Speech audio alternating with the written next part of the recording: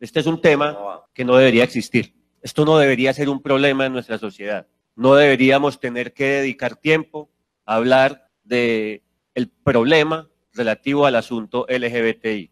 Sin embargo, pues aquí nos encontramos porque infortunadamente no estamos en una sociedad ideal. ¿Por qué este tema es problemático? De la forma en que uno describa el problema depende la solución que se le va a dar. Del lenguaje que utilicemos para construir este problema dependen las soluciones. Y en este tema es muy claro.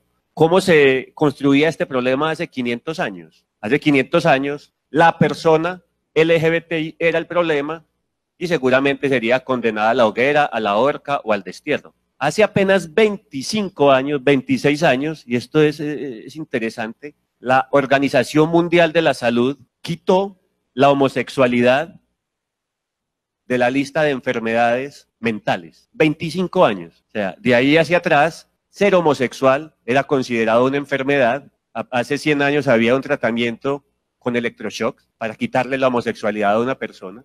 Lo que tiene la política pública que vamos a analizar hoy es una construcción filosófica adecuada. Es decir, aborda el tema como es. Y es que el problema no son las personas LGBTI, el problema es la forma en que nuestra sociedad, por cuestiones culturales, ha abordado, concebido a las personas LGBTI. Entonces entra la pregunta de cómo lo solucionamos y para eso está hecha esa política pública. Si entendemos el problema, o más bien, entendamos el problema de esta manera, pero se puede pensar en una pirámide que tiene unos temas. Si vamos desde abajo, ¿cómo empieza esta pirámide de violencia hacia la población LGBTI? Entendemos que empieza por un tema de estereotipos y prejuicios. Pensar que, no sé, el hombre vestido de rosado es homosexual y por lo tanto es malo, con comentarios básicos. Probablemente en esta escala básica todos nos podemos identificar y todos hemos hecho o dicho algo que tiene que ver con esto. Esa discriminación ligera en el colegio, en las redes sociales, en el comentario chistoso con nuestros amigos. ¿Y qué sucede? Que a partir de ahí la violencia va ascendiendo y ya tal vez se pasa del comentario leve al comentario destructivo de frente al otro y probablemente de ahí se pasa a la violencia física o verbal que puede llegar pues hasta temas gravísimos como el homicidio, el secuestro, la tortura o la amenaza a una persona por ser lesbiana, por ser transexual. Pero también hay que entender esto en esa escala horizontal, los escenarios en los que todas estas violencias se producen. Entonces puede ser en el espacio público, en el trabajo, en el colegio, etcétera. Que la violencia escala, insisto, más de una vez, todos, porque es un problema cultural, hemos realizado alguno de estos actos. El problema entonces de base es cultural. Y allí va uno de los problemas que tiene esta política pública, y lo voy a decir de una vez, y es que originalmente el principal responsable de esta política pública era la Secretaría de Cultura, porque se entiende en esta pirámide que el problema es cultural, y así quedó definido en la política pública. Pero después de eso hubo una reorganización administrativa y una redisposición de obligaciones y todo le quedó a la Secretaría de Inclusión Social, lo cual para muchas personas y para muchos líderes de la población LGTBI es problemático porque de alguna forma los pone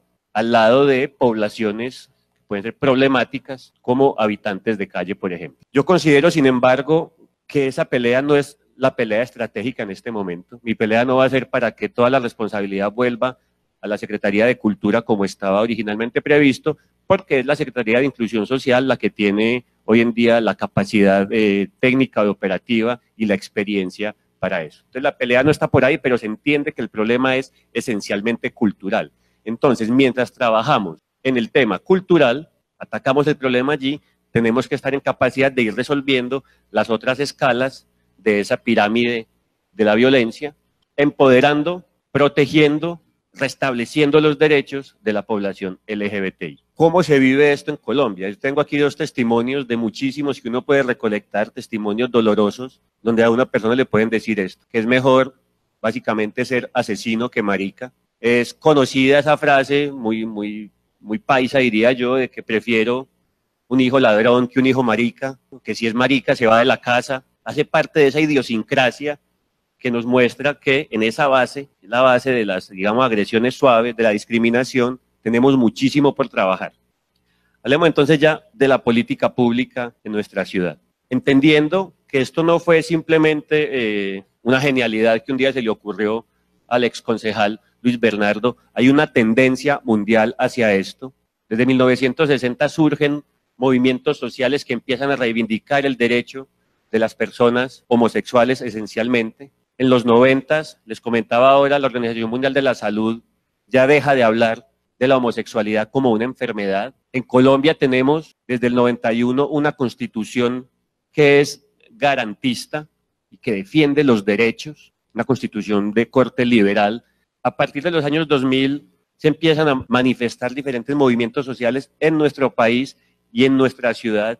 Y curiosamente los grandes avances que ha habido en materia legislativa en Colombia no han venido del legislativo. Es decir, el Congreso de la República no ha sido un Congreso liberal, progresista, sino que ha sido la Corte Constitucional, defendiendo esa Constitución garantista y liberal del 91, la que ha hecho avanzar las cosas. Vale la pena preguntarse por qué. Porque esos congresistas representan a una sociedad que sigue siendo muy conservadora y que en esa base de la pirámide, que es donde se encuentra el tema cultural, sigue pensando que ser homosexual es malo, es pecado, es condenable y debe curarse. Entonces ahí hay un problema, insisto, entre una constitución de avanzada y un país más bien retrógrado. Y por ese camino pues llegamos entonces en Medellín, por fortuna sí hemos tenido un gobierno, unos gobiernos y unos consejos más progresistas que le dieron entonces paso a la construcción de la política pública desde 2009 y se culmina en 2011, liderada por Luis Bernardo y con una buena concertación con los diferentes grupos activistas de la ciudad. ¿Cómo es esa política pública? Es una política pública que, si uno mira el objetivo, está en función de restablecer y garantizar derechos, está muy enfocada en los derechos de esta población, lo cual es un enfoque que nos parece bueno. Tiene diferentes componentes que allí los encuentran y tienen, como les decía ahora, como principal responsable a la Secretaría de Cultura Ciudadana. Desde el diseño que vemos, es una política pública que, como decía en mi introducción, en ese ánimo de transversalizar, porque se entiende que es un problema transversal, tiene más de 15 corresponsables. Entonces, la fundamentación teórica de la filosofía de la política pública es bueno, pero no son claras las responsabilidades. La implementación no detalla quién debe hacer qué, cómo pensamos que se puede resolver este problema, o cómo se evidencia inicialmente el problema de la cantidad de corresponsabilidades y la desarticulación entre secretarías. Tenemos un presupuesto interesantísimo. O sea, el problema no es falta de plata. En esta administración, según el plan de desarrollo, se van a destinar más recursos que en la administración anterior, pero el presupuesto no se está ejecutando de manera estratégica. Y para la muestra, vemos acá que de los 7 meses, digamos, fértiles que tiene el calendario escolar, donde podemos ir a abordar el tema en los escenarios académicos, realmente solo estamos trabajando, Luis Bernardo, en 4 de ellos, por problemas básicos de lentitud en la contratación. Allí hay un problema a solucionar. Al paso que vamos en ejecución, nos van a sobrar al final de la administración casi un 20% de los recursos, porque la gestión no termina de ser eficiente y no creo que sea culpa de la Secretaría de Inclusión Social, es por la falta de coordinación y articulación entre todas las secretarías que, por el documento que todos aquí aprobaron, tienen que ser corresponsables. Entonces, el problema no es que nos esté faltando plata, el problema es que el diseño institucional, según el cual debe implementarse la política pública, no es el adecuado. Y entonces no permite una ejecución eficiente de todo el presupuesto. Este organigrama de cómo funciona en realidad la implementación de la política pública es muy diciente. En primer lugar, está en cabeza de Inclusión Social. Ya dijimos que no estaba así estipulado, pero ok. La Secretaría de Inclusión Social tiene 3 subsecretarías, de las cuales hay una liderada por la subsecretaria Paulina Suárez, que es la subsecretaría de Grupos Poblacionales, y de allí hay una líder de programa que no tiene solamente esto en su responsabilidad, sino que tiene 1 millón de cosas más, y tiene una líder de proyecto que tiene ella toda la responsabilidad prácticamente de la política pública. Nunca ni aunque trabajen 24 horas y sean genios, dos personas con toda la dedicación y el amor que le ponen Luz Ángela y Luz Marina a esto, van a ser capaces de implementar adecuadamente una política pública tan ambiciosa. Proponemos que sea un equipo de corresponsables de todas las secretarías, las que sean capaces de darle gestión, dinamismo a la forma en que ejecutamos todos estos recursos. Insisto, no estoy hablando de crear puestos ni de sumar más plata. Es un tema de organizarnos bien para cumplir mejor. El Consejo Consultivo tiene una propuesta interesante de cómo hacemos que el Centro de Diversidad Sexual, que hoy en día es una casita allí en el centro, debería tener, miremos la propuesta que tienen, una presencia en los territorios, puede ser una presencia efímera, podemos montar un bus, ¿cierto? O algo, una carpa que vaya rondando por todos los territorios, pero no podemos pretender que todas las personas LGBTI afectadas por algún tipo de problema tengan que venir hasta el centro cuando sus problemas están en los barrios. Cultura Ciudadana ha emprendido algunas campañas interesantes, pedagógicas, sobre la diversidad. Hizo un costurero interesante de nuevas masculinidades. No ha sido suficientemente visible, como todas las campañas que ha hecho Ciudadanía Cultural, y esencialmente sucede esto. El número de responsables y funciones de servidores públicos de la Subsecretaría de Cultura, de Ciudadanía Cultural ha disminuido. Y si queremos cambiar los imaginarios, atacar esa base de la pirámide, que era el problema cultural, necesitamos que esta subsecretaría, aunque no sea la principal responsable de la política pública, sí sea fuerte, sea visible y le dedique esfuerzo y visibilidad a este tema. Propuestas, que se haga una campaña específica sobre el tema de diversidad sexual en la transformación de imaginarios, que en la política pública sobre cultura ciudadana se incluya también el enfoque de diversidad sexual y de género, y finalmente que en la encuesta de cultura ciudadana que realizamos cada año o cada 2 años se incluya también este tema, para que empecemos a medir si realmente estamos o no impactando de manera positiva o negativa con los esfuerzos que estamos haciendo. En el caso de la Secretaría de Educación, se ha hecho una revisión de los manuales de convivencia. Yo les propongo que haya mayor sensibilización y capacitación a los profesores y al personal administrativo. Pensemos que un joven o un niño LGBTI, lo primero que puede encontrar como apoyo en una sociedad que lo rechaza es su entorno escolar.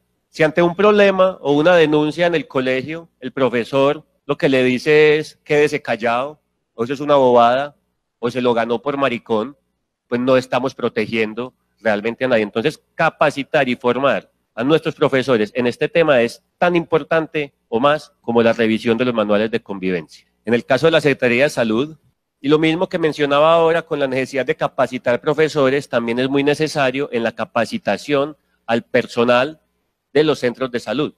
Muchas veces no saben cómo atender a una persona trans. Muchas veces no saben qué decirle a una persona trans o a una persona homosexual que llega a consultarlos. Pues si estamos en el siglo XXI y si somos una sociedad liberal y progresista, dotada de una política pública y de una constitución que garantiza derechos, este es un escenario para garantizarles los derechos.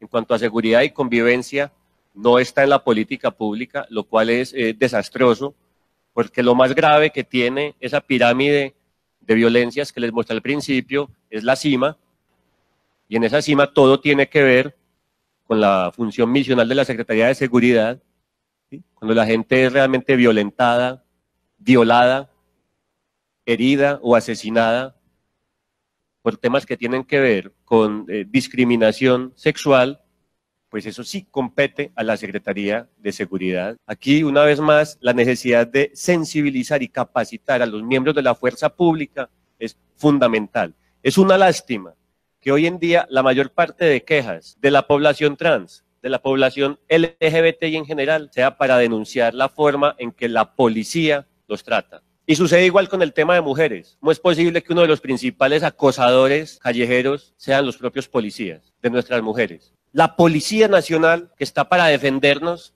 para cuidarnos y para proteger nuestros derechos, es uno de los principales violadores de estos derechos. Eso no puede pasar.